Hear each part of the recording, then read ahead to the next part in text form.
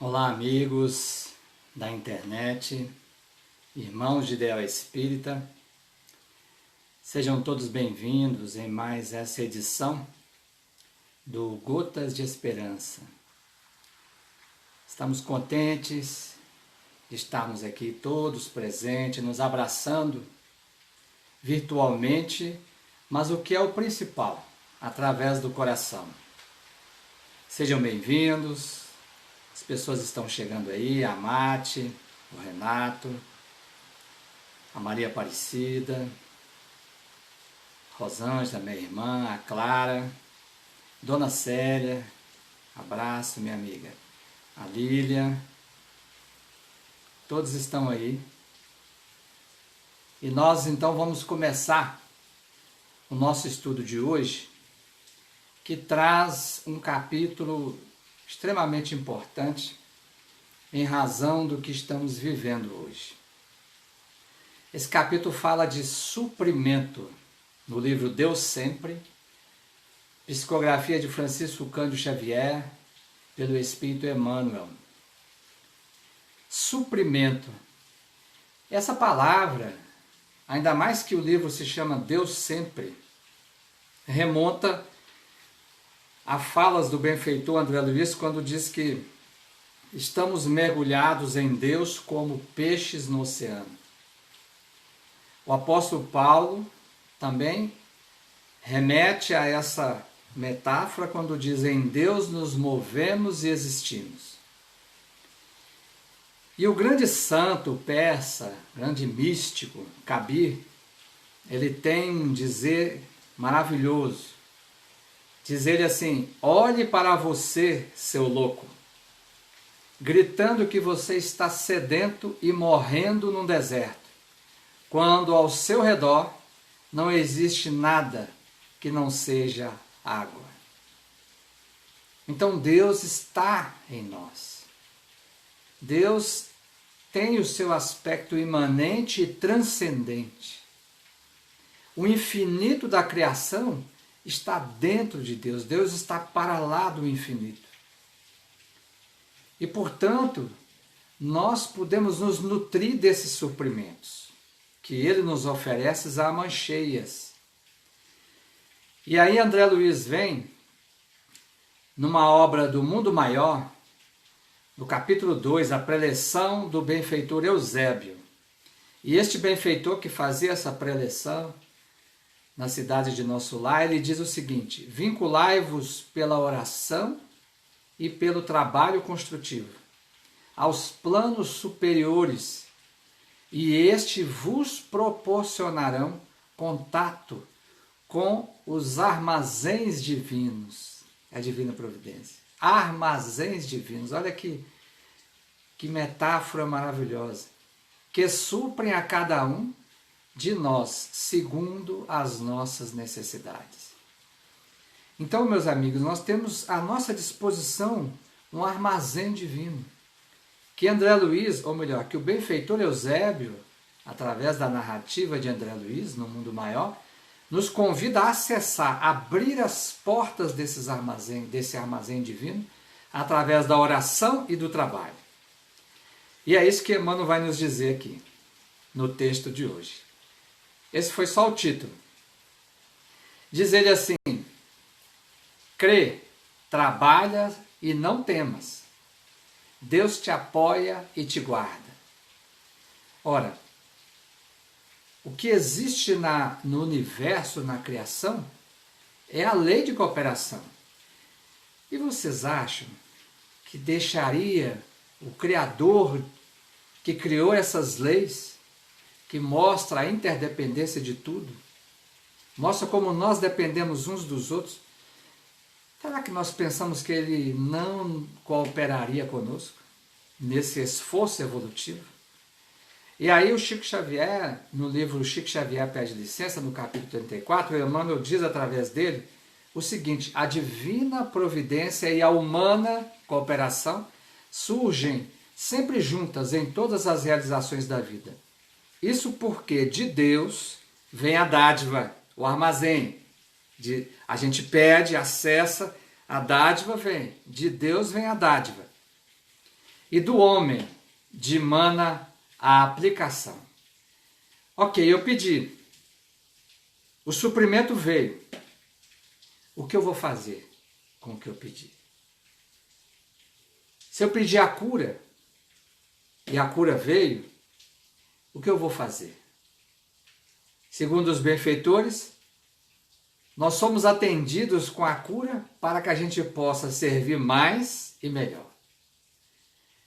Então eu tenho que multiplicar, eu tenho que aplicar esses benefícios que eu recebi do armazém divino. Isso é muito importante, porque a gente pede e quando recebemos, malbaratamos, menosprezamos, enterramos esses benefícios, quando na verdade é para nós multiplicarmos em favor de todos. Segue Emmanuel dizendo, tentações a vencer, Deus te dá a resistência. Meus amigos, tentação, em verdade, são questões do nosso mundo íntimo que trazemos no nosso subconsciente. Vamos nos lembrar lá da casa mental, que André Luiz nos explica nos capítulos 3 e 4 do livro No Mundo Maior. São todas as nossas experiências do passado. E como nós ainda estamos num processo ainda de mais errar do que acertar, mais se equivocar do que trabalharmos alinhados com a lei, mais fazer a nossa vontade do que deixar que a vontade de Deus se faça, nós temos muitos equívocos, muitos caminhos tortuosos que nós temos que refazer. Essas são as nossas tentações. Então, se elas aparecem diante de nós nessa vida, se elas saem do porão da casa mental, que é o subconsciente, e vêm para o térreo, que é o consciente, nossa oficina, onde a gente aplica o esforço e a vontade. Se elas surgem novamente de dentro de nós, não é para tentarmos fugir delas. Não conseguiremos. Emmanuel diz isso lá no livro Pão Nosso. As tentações assomam de nós, vibram dentro de nós. É para que nós possamos vencê-las. E para isso precisamos contar com o apoio do Criador. Mergulharmos dentro de nós e buscarmos esse apoio. O próprio Emmanuel, no livro Fonte Viva, nos diz o seguinte, não galgueis os obstáculos, nem tenteis contorná-los pela fuga deliberada. Vencei-os utilizando a vontade e a perseverança, ensejando crescimento aos vossos próprios valores. Hoje nós temos um material que a doutrina espírita nos traz, já temos argumentos, material para lidar com as nossas tentações, que são esses nossos deslizes do passado. Não há mais desculpas de querermos ignorá-los, fugir deles como se não existissem. É preciso travar aquilo que Paulo chama de o bom combate, né? O combate com o nosso ego, que falamos tanto na nossa reflexão que fizemos aqui sábado às 20 horas. Ele segue dizendo assim, ninguém pode sustentar-se sem o banho interior do silêncio, restaurando as próprias forças, a oração, nas correntes superiores de energia sublime, os armazéns divinos, que fluem dos mananciais celestes. Então, naquele momento mais difícil, quando essas más tendências vierem à tona e tiver difícil, de não fazer o mal que queremos não fazer e acabamos por fazer, vamos buscar apoio no silêncio interior, na oração, para que esses mananciais divinos nos fortaleçam e possamos prosseguir sem novamente nos cairmos naqueles mesmos equívocos que viemos trazendo conosco já, vida após vida. Mas se cairmos, vamos recuperar, olharmos para frente, fazemos como Paulo disse, avançar mesmo com os joelhos desconjuntados. Porque ele dizia, eu esquecendo o que ficou para trás, avanço para aquilo que está diante de mim. É essa perseverança, essa vontade que nós precisamos ter para vencer a nós mesmos. É o maior de todas as batalhas. É o único combate justificável. E ao final dele, nós, segundo Jesus, aquele que perseverar até o fim, receberá a coroa da vida. Coroa fica onde? No alto da cabeça, não é? E o alto da cabeça tem o quê? O nosso chakra coronário, a sede da consciência. Nos iluminaremos. Essa é a busca que o verdadeiro espírita deve fazer, segundo Kardec, que é domar as suas más tendências. E é dia a dia, a cada dia. E temos uma oportunidade, uma seara, um campo maravilhoso agora, que é a nossa família. Mais trabalho na vida, Deus te acrescenta a força. O trabalho é fundamental. E não só o trabalho fora de nós, mas principalmente o trabalho interior.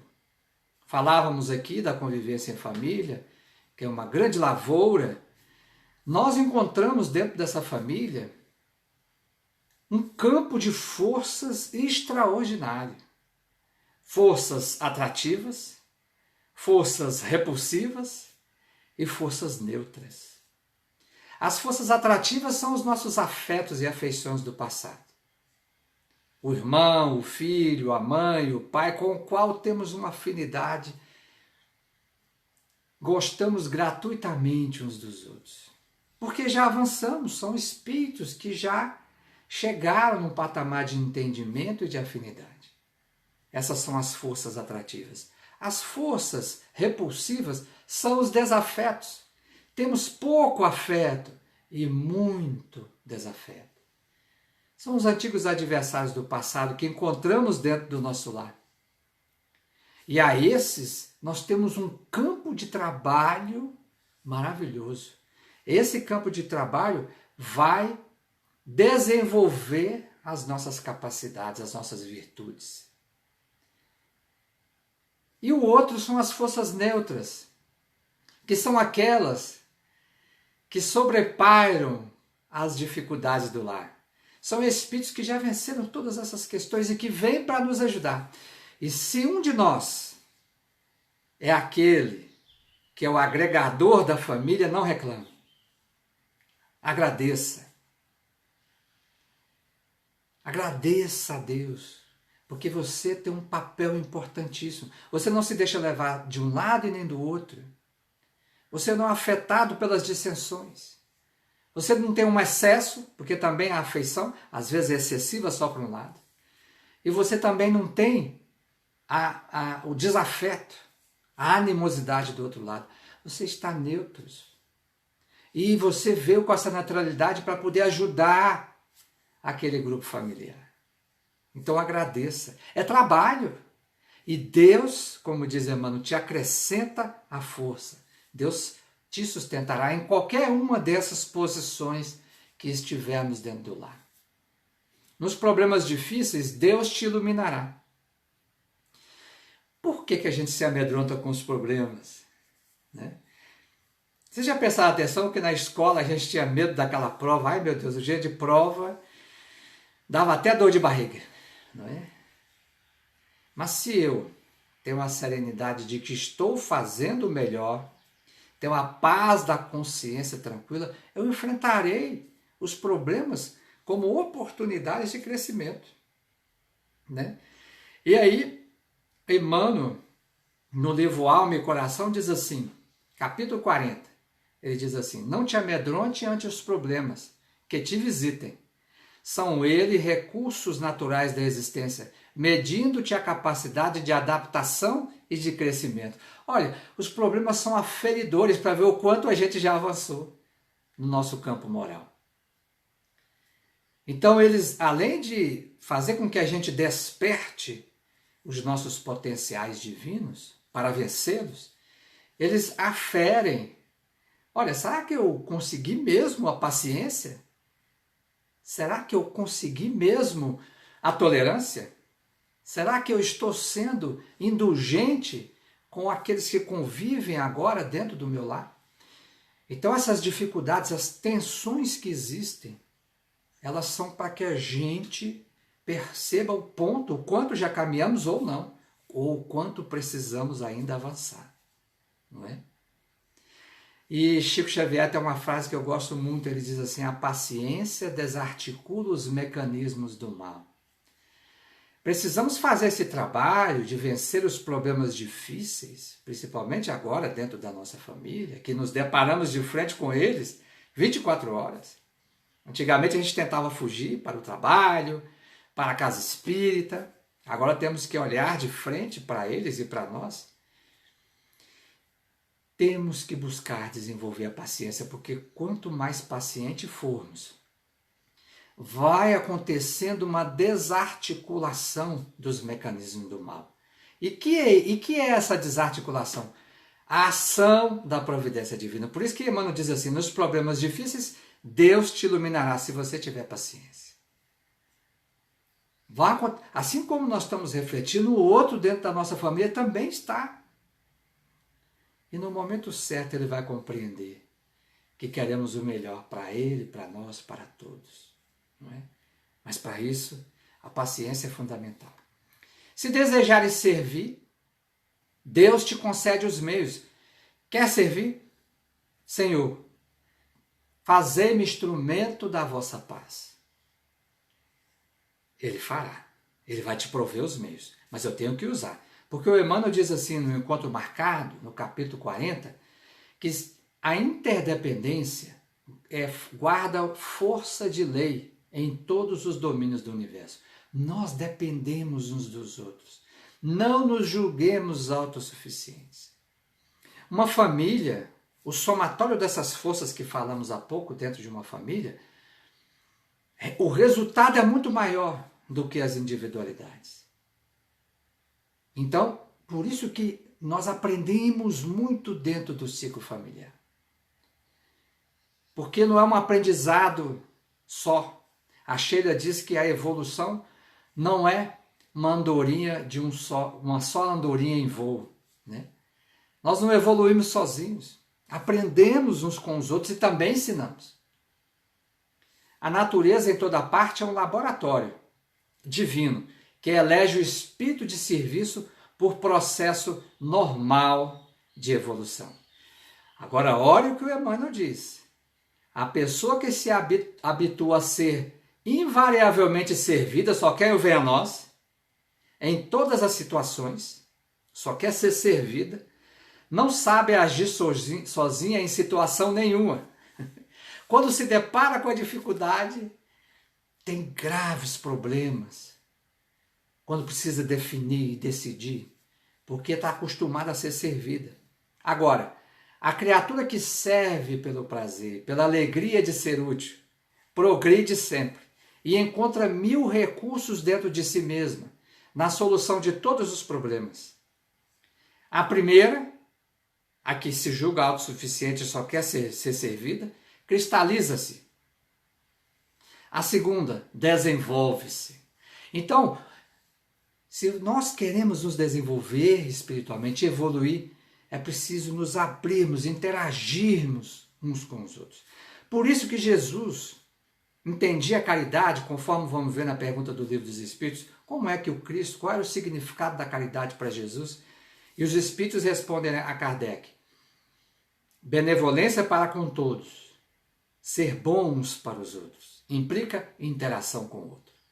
Indulgência para com os erros alheios, tolerar o erro do outro, implica interagirmos uns com os outros.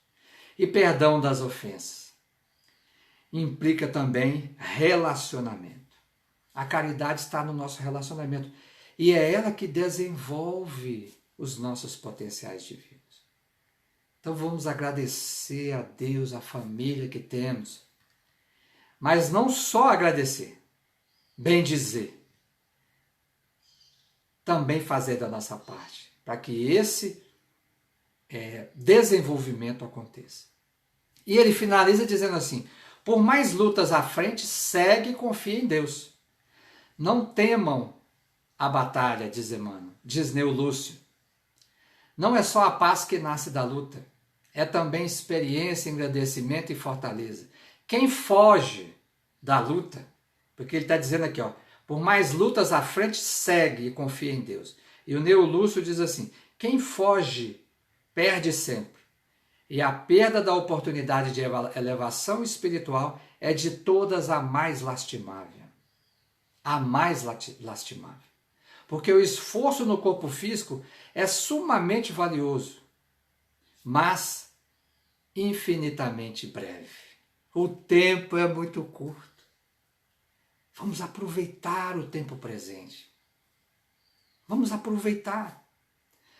Os filhos hoje estão em casa, não estão tendo o estudo acadêmico, não é isso? Mas estão aprendendo a conviver com a adversidade. Isso é a maior lição que podemos ter. Nenhum banco de escola vai dar para eles as lições que eles estão aprendendo hoje nesse confinamento familiar. Então tudo tem o seu propósito. É preciso encarar as lutas e seguir adiante. E eu trouxe aqui para nós vermos que podemos fazer muito que talvez nós nem suspeitamos, com o suprimento que nos veio mesmo com as nossas dificuldades e fragilidades, com o suprimento divino. Eu trouxe aqui um conto hindu muito interessante. Diz que um carregador de água na Índia levava 2 potes grandes, ambos pendurados, em cada ponta sobre o pescoço de uma vara, a qual carregava atravessada nos ombros. Um dos potes tinha uma rachadura, enquanto o outro era perfeito, e sempre chegava cheio de água no fim da longa jornada entre o poço e a casa do Senhor para quem o carregador trabalhava. O pote rachado sempre chegava com água apenas pela metade. Foi assim por 2 anos. Diariamente o carregador entregando 1,5 pote de água ao seu senhor. Claro, o pote perfeito estava orgulhoso de suas realizações, porém o pote rachado estava envergonhado de sua imperfeição. Sentia-se miserável por ser capaz de realizar apenas a metade do que ele havia designado a fazer. Após perceber que por 2 anos havia sido uma falha amarga, o pote rachado um dia falou para o carregador à beira do poço: estou envergonhado. Quero lhe pedir desculpas. Por quê? Perguntou o homem. De que você está envergonhado? Nestes 2 anos, disse o pote, eu fui capaz de entregar apenas a metade da minha carga. Porque essa rachadura no meu lado faz com que a água vaze por todo o caminho que leva à casa do Senhor. Por causa do meu defeito, você não ganha o salário completo dos seus esforços. O carregador ficou triste pela situação do velho pote e com compaixão falou: quando retornarmos à casa do meu Senhor, quero que observe as flores ao longo do caminho. De fato, à medida que ele subiu a montanha, o velho pote rachado notou muitas e belas flores selvagens ao lado do caminho. Isso lhe deu ânimo. Mas no fim da estrada, o velho pote ainda se sentia mal, porque mais uma vez tinha vazado a metade da água e de novo pediu desculpas ao carregador por sua falta. O carregador então disse ao pote: você notou que pelo caminho só havia flores no seu lado do caminho? Notou ainda que cada dia, enquanto voltávamos do poço, você as regava? Por 2 anos eu pude colher flores para ornamentar a mesa do meu Senhor. Sem você ser do jeito que você é, ele não poderia ter essa beleza para dar graça à sua casa. É assim que o Senhor da vida nos vê, com as nossas dificuldades, mas nos aceita na medida em que fazemos o esforço com o recurso que temos. Não importa se somos um pote sem rachadura, não importa se temos uma rachadura, se temos dificuldades. O que importa é a alegria de ser útil, de servir, para que essa água cristalina do poço da samaritana, que Jesus ofereceu à samaritana, possa descedentar a nossa sede e de todos aqueles que vamos vazando pelo caminho, que eles também possam se revigorar com essa bênção, esse suprimento divino que vem do oceano inesgotável da graça de Deus. E hoje, o caminho nosso é a nossa família. Não nos esqueçamos disso. Muita paz, saúde e alegria a todos. Vamos ver aqui os nossos irmãos que estão conosco em mais essa jornada de hoje. Vamos falar aqui o nome de alguns deles, porque é sempre bom referirmos-nos àqueles com os quais o Senhor nos convidou a caminhar na presente existência. Então nós temos aqui a Amate, o Renato, a Maria Aparecida, temos também a Rosângela, minha irmã, a Clara, a Lília, a Dona Célia, a Luciane, Nilce, a Fernanda, a Cíntia, abraço, minha querida. Temos também o meu primo, João Francisco, saudade, Chicão. Quando for a BH, quero te dar um abraço aí. O William, Pauliane, Emília, Newton, Eliane, Gislaine, abraço, amiga. Temos ainda o Renato, a Clara. Agradecemos a todos e esperamos estar aqui amanhã às 15 horas. Recebam um abraço do fundo do nosso coração, um beijo e continuemos firmes, perseverantes. O suprimento de Deus nos sustenta os dias. Paz, saúde e alegria a todos.